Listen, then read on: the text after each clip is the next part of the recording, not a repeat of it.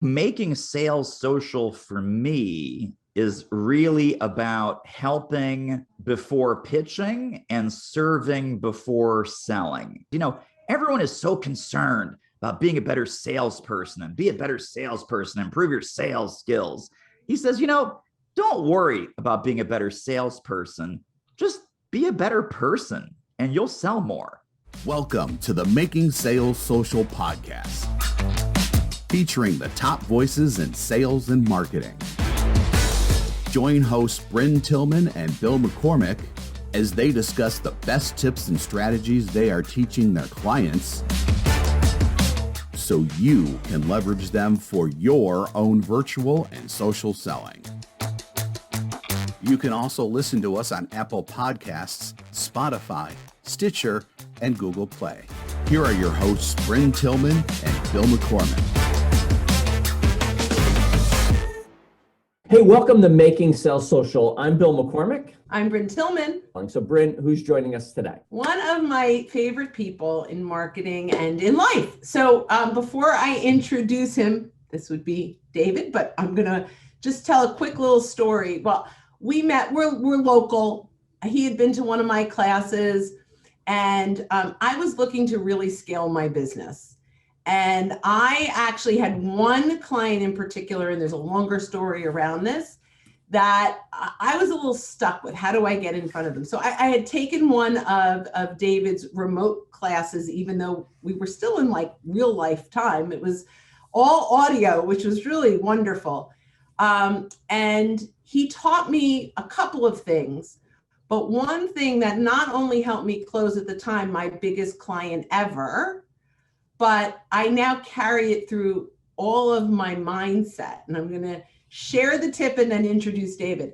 So it was just from the concept of what are your prospects doing before they know they need you or before they think they need you. And Bill, you've heard me say this a lot, inspired by my friend and amazing marketer, David Newman. Welcome to the show. Thank you, Bryn and Bill. It's great to be here. I love that story, by the way. So it's totally fantastic. I love it too, because it helped to transform my whole business. So much appreciated. And we're excited to share your insights and magic with our audience. So David, tell everyone just a little bit about you and what you do and your company.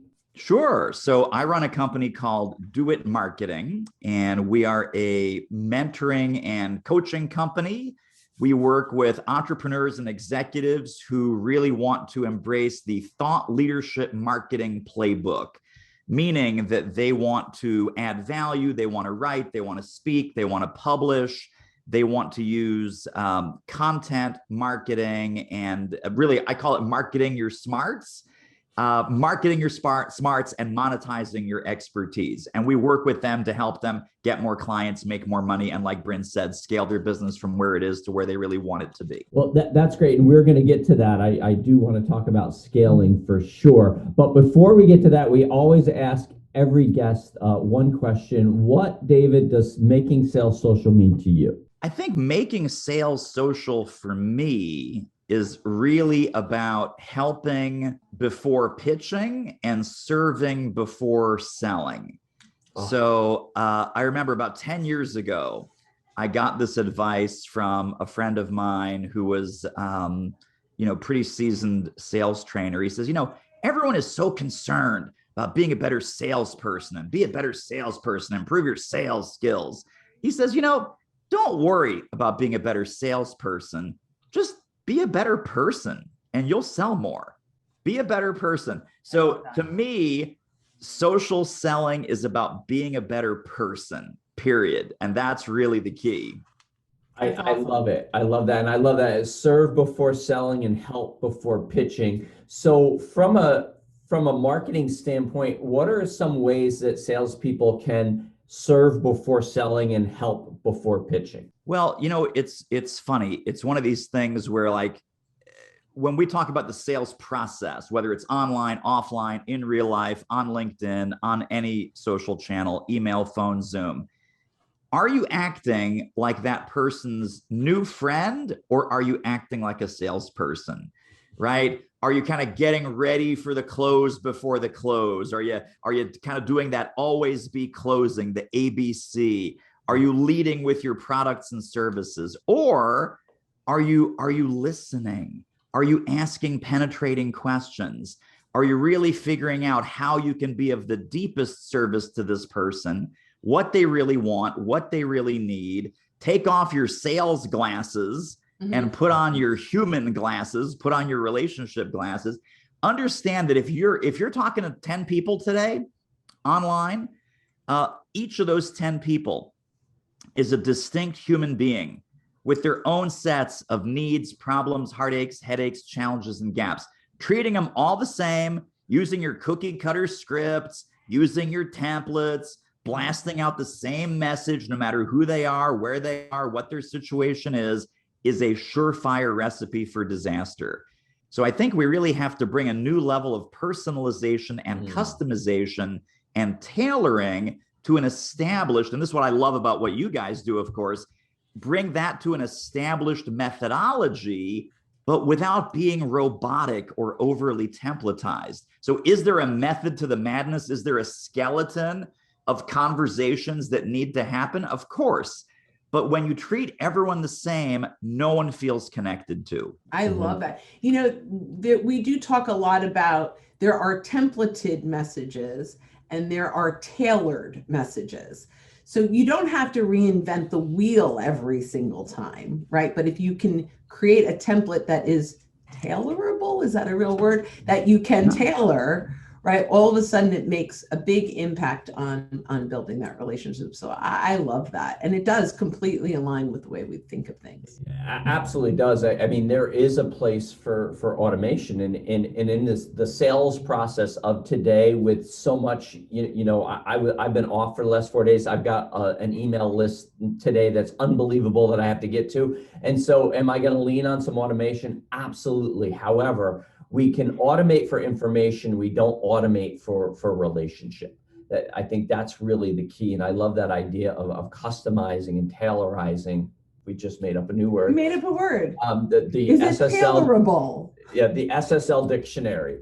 You know, that we can use that and for our benefit and for our clients' benefit. And what I like to say is let's forget about the sales process.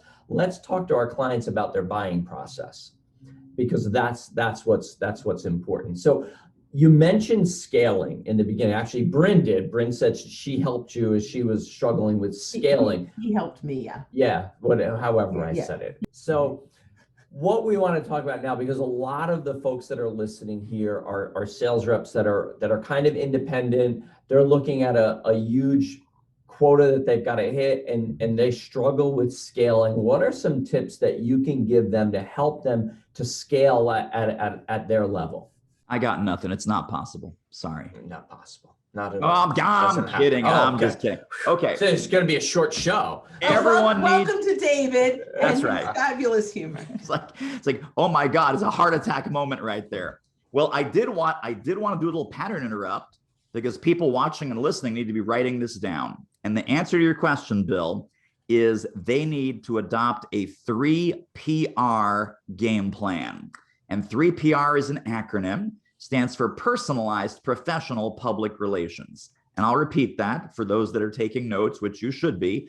Personalized professional public relations. Now, this has nothing to do with traditional public relations like sending press releases or talking to the media. This is as an independent seller, this is your personalized platform building game plan to scale up your level of prospecting, inbound lead generation, outbound lead generation, everything. 3 legs to the stool in your 3PR game plan. The first leg is speaking. And I don't mean public speaking. I don't mean going out and doing these $10,000 keynotes like Bryn Tillman. I'm not talking about being all fancy pants and all that. We got to put speaking in a bigger box. Right now, this is a speaking opportunity for me. I am on your fantastic show. People are getting to know me. Depending on what they hear and if they resonate with that or not, they may take a next little baby step and they may not. What are you doing to get in front of your folks in a micro speaking opportunity, meaning on a podcast, on a live stream, on your own Facebook Live, on someone else's Facebook Live, on webinars, on videos, on your YouTube channel? What are you doing to get those micro speaking opportunities on the calendar so that it's one-to-many prospecting? So speaking raises your visibility. Next thing is writing. The second leg of the 3PR stool is writing. And again, I don't mean writing books, and I don't mean writing, 5,000 word white papers. I mean, can you write a 250 word post on LinkedIn? Can you write a 100-word email that adds value, invites engagement, and sparks your prospects' thinking? Not a sales email, a value email. Not a sales post on LinkedIn, a value post on LinkedIn. Because writing raises your credibility. And then the third component of your 3PR game plan is social media. Yes, of course, primarily on LinkedIn, which is the world's greatest B2B online social channel, but also where are your prospects? So depending on what you sell and who you sell it to, you got to fish where the fish are. So it's very possible your people on Instagram, your people are on Facebook, your people could be on YouTube. They could be, consuming all different kinds of content. Are you in those social channels? Are you adding value? Are you engaging with those people? Are you liking? Are you commenting? Are you sharing? Are you in those communities? The blogs, portals, communities, groups, and forums where your prospects are already gathering, and they're probably already talking about the problems that you're brilliant at solving, or that your products and services are brilliant at solving. So social media is the third leg. So taken all together, your 3PR game plan: speaking and micro speaking for visibility, writing for credibility, and the social channels for spread ability. Love it. That's brilliant. I tried to write all that down. I've been quoting you for years. For sure. Thankfully, I can go back and rewatch this. So people may need to back up the truck, like beep, absolutely, beep, beep, rewind, and hit play again. And that's what I was going to say. You need to stop and go back and listen to this and write those down and take a look. Yeah, for sure. Because this is the way. If you're wondering how you're going to scale, how you're going to reach more people, this is the way. One to many. I love that. It's so good. So I hope that you do that. Stop right now. Go back. We'll wait here for you, and go take those notes. So there are two things that Bryn talked about. One was scale. So you've talked about that. Another thing she talked about was she was kind of stuck. So I'm curious if maybe you can give us an example. If there's a salesperson that's stuck, how maybe they can use the 3PR model to kind of get unstuck in their outreach. Well, such a great question, Bill. I think a lot of sales reps and sales professionals and solo business owners, all of us who basically we eat what we kill, it's easy to get stuck. And I'll tell you where we get stuck. We get stuck in analysis paralysis. We get stuck in overwhelm. We get stuck in inaction. The best thing that folks listening right now, if you're stuck in your current sales situation, you got prospects that are stuck in the pipeline, you have no idea where to go to find new prospects, or how to just get out of a rut, how to get out of a sales rut, how to get out of the slump. My recommendation is 3 simple words. It's easier said than done, but we'll dig into it. Action eliminates fear. Action eliminates fear. Do something. You will never figure anything out sitting alone in your office. Have a conversation. Go to your LinkedIn network. Go to your past clients. Go to your trusted circle of friends and advisors and networking buddies. Say, hey, you know what? Can we just have like a 15-minute coffee chat? I would love just to connect with you, share some ideas about what's working for me, and really find out what's working for you. So when you have those coffee chats, those informal connections, this is something where you will get ideas, you will get insights, you will get mind sparks, you will get micro actions that you could take right now. Someone's going to say, well, I haven't seen you do a lot with webinars. Have you ever thought about doing a webinar for your prospects? Oh, webinar, that's a great idea. What's the action step then? put a date on your calendar for your first or next webinar. Why? Action eliminates fear. Even putting it out there on the calendar is going to help motivate you and spark some activity and spark some intelligent action. The more that we get into these actions, this is Newton's second law of physics, right? An object in motion tends to stay in motion. Object at rest tends to stay at rest. When we're stuck, the biggest challenge, the biggest threat is now we're stuck on being stuck. And we forgot what being in motion even looks like. We forgot what being in motion even feels like. I mean, look at Bill's hairstyle. Look at my hairstyle. We're used to the wind just going through our hair as we're driving down the highway in our Mustang convertible. We would never think of stopping or stalling or being stuck on the side of the road. So get used to the feel of the fingers of the wind blowing through your hair as you get into massive, intelligent sales activity. I love it.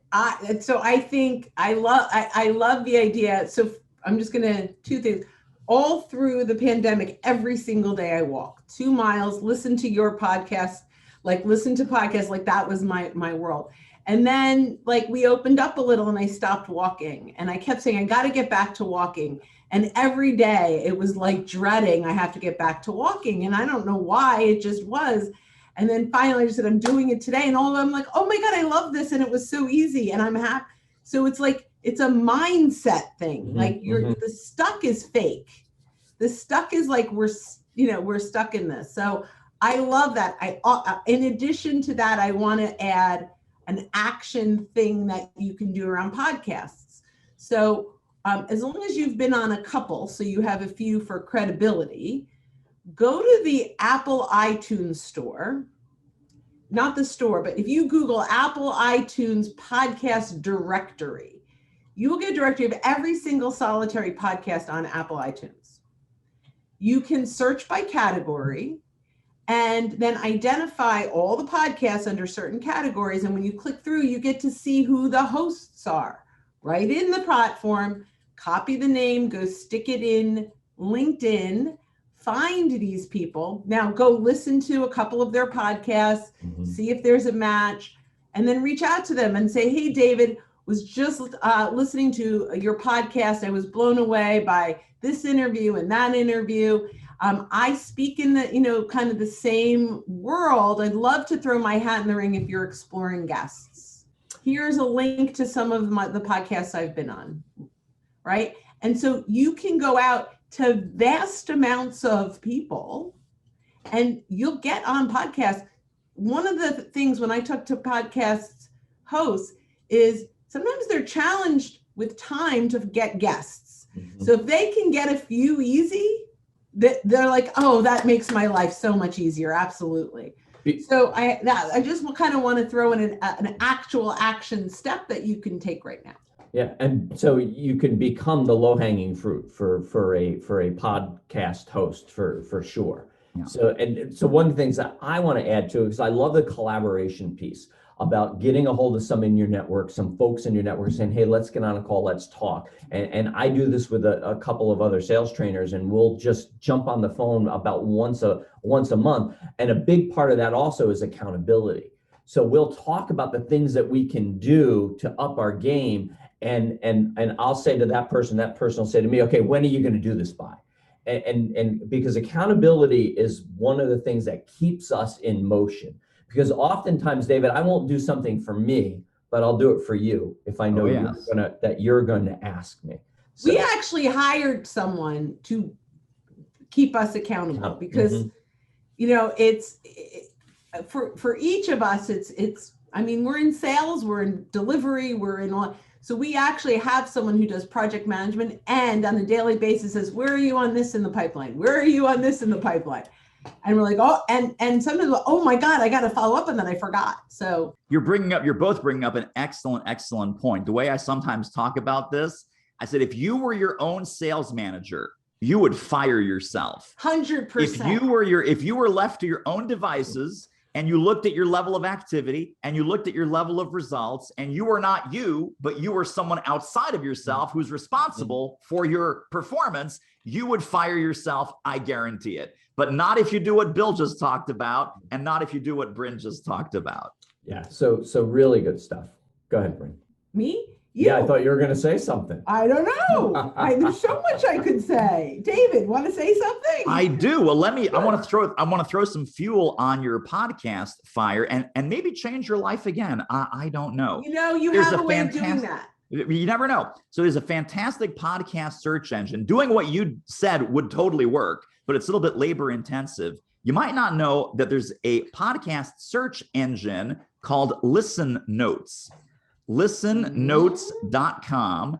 It is the strategy, Bryn, that you just said, except it's on steroids. You can search by show, you can search by guest, you can search by topic, and also it will show you how many episodes. It will show you the rankings, like top 1%, top 0.5%, top 0.25%. So shows that have a big following, which you can't necessarily tell from iTunes. True. So secret ninja trick to throw some fuel on the strategy that Bryn just shared, listennotes.com. And you heard it here first, folks, at Making Sales Social, listennotes.com. We'll put that in the resources. We could continue to talk, so we're going to have you back because we're coming up to the end of our time. But David, tell everyone, how can they get a hold of you? Talk about your podcast, how they can find that. And then you have a manifesto and some webinars that you want to tell everyone about. So we have lots of free goodies for folks. We do have a podcast. It's at doitmarketing.com/podcast. And then must add. Thank you. Absolutely. It is one of the two that I listen to all the time. Well, now 3, I added a third. But so one of my top 3 of them. Thank you. And then our 2 free gifts for folks that want to take these ideas across the finish line. One is our Do It Marketing Manifesto, which is part marketing, part sales, part mindset, which Bryn mentioned is very, very important. That's at doitmarketing.com/manifesto. And we have some free web training for folks that are interested in taking their thought leadership business to the next level. And that's at doitmarketing.com/webinar. Fantastic. So thank you so much for sharing that. We'll have all of those links in the resources here. You can click through to that. So David, thank you so much for being with us, and thank you all for listening to us. And as you're out and about this week, don't forget to make your sales social. Bye-bye, everyone. Thanks for watching, and join us again for more special guest instructors bringing you marketing, sales training, and social selling strategies that will set you apart. Hit the subscribe button below to get the latest episodes from the Making Sales Social podcast. Give this video a thumbs up and comment down below on what you want to hear from us next. You can also listen to us on Apple Podcasts, Spotify, Stitcher, and Google Play. Visit our website, socialsaleslink.com, for more information.